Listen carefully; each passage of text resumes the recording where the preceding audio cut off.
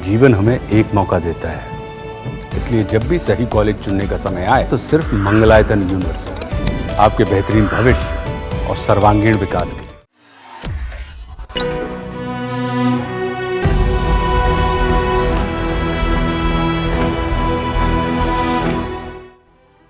ये तस्वीरें झकझोरने वाली है, ये तस्वीरें हिला देने वाली है, ये तस्वीरें रूह को कपाने वाली है, क्योंकि ये तस्वीरें उस भयावह हादसे की है जिसने 27 लोगों की जिंदगी को छीन लिया और हमेशा हमेशा के लिए उन्हें काल के गाल में भेज दिया। ये तस्वीरें बांग्लादेश के विमान हादसे की है। ढाका के माइलस्टोन स्कूल और कॉलेज में वायुसेना का विमान अचानक से गिर गया, जिसके बाद जोरदार धमाका हुआ, फिर चीख पुकार, लोगों के आंसुओं का सैलाब और अब इस मलबे में लाशों के ढेर, जहां नम आंखों के साथ इस ढेर में लोग अपनों को तलाश कर रहे हैं।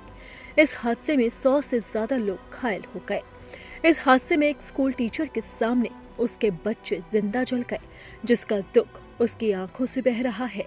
उस टीचर ने इस हादसे के बाद आप बीती सुनाई। पूर्णिमा दास ने बताया कि रोज की तरह वो बच्चों को पढ़ाने के लिए स्कूल गई। अपनी क्लास खत्म करके स्टाफ रूम में पहुंची थी कि बाहर एक जोरदार धमाका सुनाई दिया। जल्दी से भागकर बाहर आई तो बच्चे भागकर आ रहे थे। उनके पूरे शरीर में आग लगी हुई थी और वो बचाओ बचाओ चिल्ला रहे थे। इससे पहले मैं कुछ कर पाती तो वो शख्स जमीन पर गिर गया।